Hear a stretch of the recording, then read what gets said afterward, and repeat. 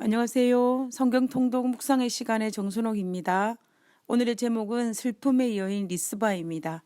배경은 사무엘하 3장과 21장의 말씀입니다.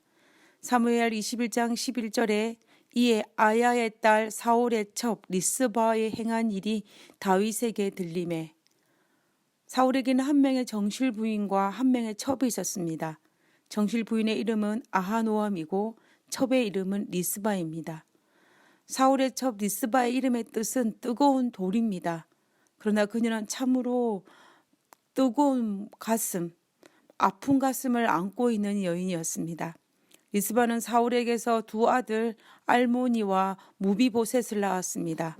그러나 리스바는 아직 젊은 나이임에도 불구하고 남편인 사울이 블레셋과의 전쟁에 나가서 전사하고 말았습니다.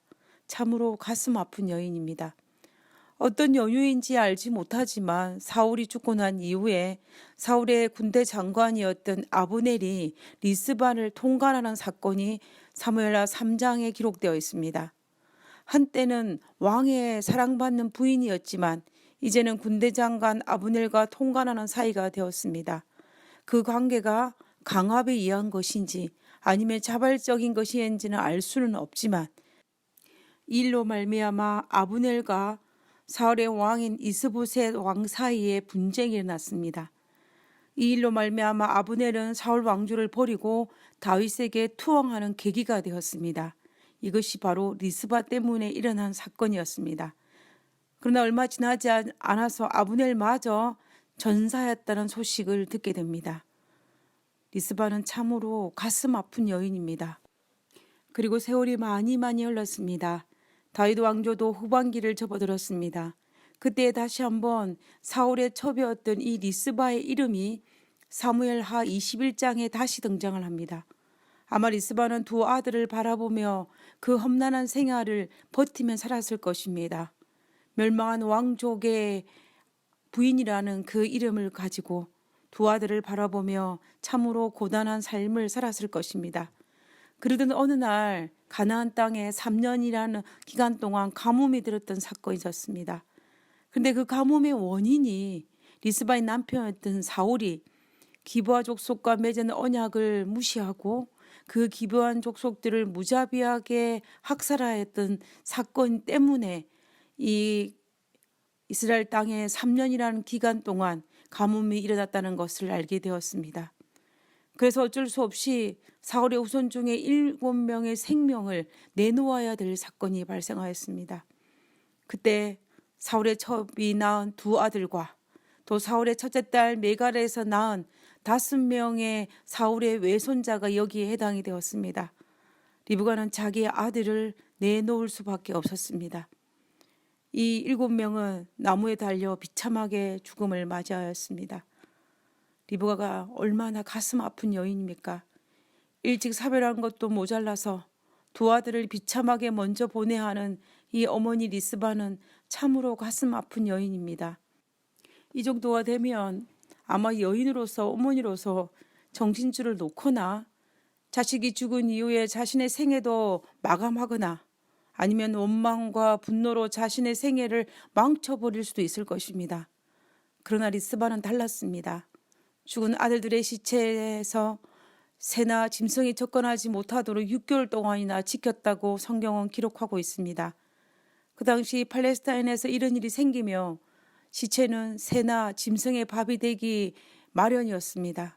그래서 리스바는 6개월 동안이나 시체 곁을 떠나지 아니하고 새나 짐승의 시체를 해하지 못하도록 지켰던 것입니다.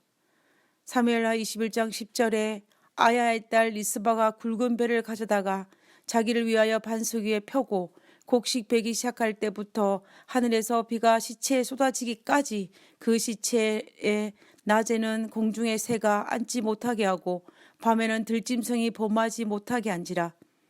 여기에 언제까지 했다고 되어 있습니까? 비가 시체에 쏟아질 때까지라고 되어 있습니다. 이것이 무엇을 의미하는 것입니까? 3년 동안 비가 내리지 않는 이유로 말미암아 남편 사울의 죄로 그 사울의 후손이 죽임을 당하였는데 비가 내렸다는 것은 그 죄가 용서받았다는 것입니다. 우리는 여기에서 리스바가 6개월 동안 생때 같은 아들은 죽었지만 분노와 원망으로 저주로 악에 바쳐서 아들의 시체 아래에서 새와 짐승을 쫓은 것이 아니라는 증거입니다.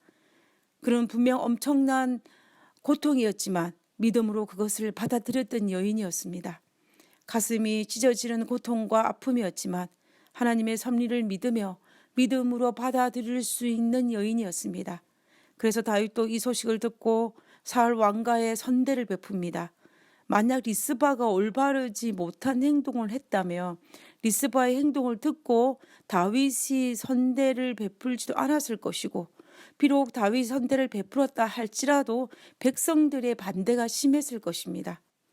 그 선대는 자신이 길르앗 야베스 땅에 묻혀있는 사울의 뼈와 요나단의 뼈를 가져다가 나무에 매달린 7명의 뼈를 거두어 자기 조상의 땅 베냐민 지파의 사울의 아비 기스의 묘에 장사 지냈다라고 하였습니다. 이렇게 함으로 말미암아 실추되었던 사울 왕가의 명예는 어느 정도 회복될 수 있었고 리스바의 슬픔 역시 조금은 위로받을 수 있었습니다. 비록 가슴 아픈 여인이었지만 그 아픔을 가슴으로 끌어안고 승화시킴으로 말미암아 죄악의 가계도의 끈을 끊는 여인이 바로 이 여인입니다. 누군가는 죄의 끈을 끊어야 합니다. 우리는 사무엘 21장 14절 후반부에 보면 그 후에 하나님이 그 땅을 위하여 기도를 들으시니라고 했습니다. 우리는 기억해야 합니다. 그 후에 무슨 말입니까?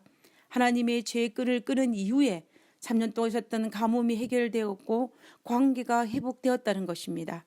나는 죄의 끈을 끊는 사람인지, 아니면 죄의 끈을 만드는 사람인지, 아니면 죄의 끈을 연결하는 사람인지를 생각해 보아야 하겠습니다.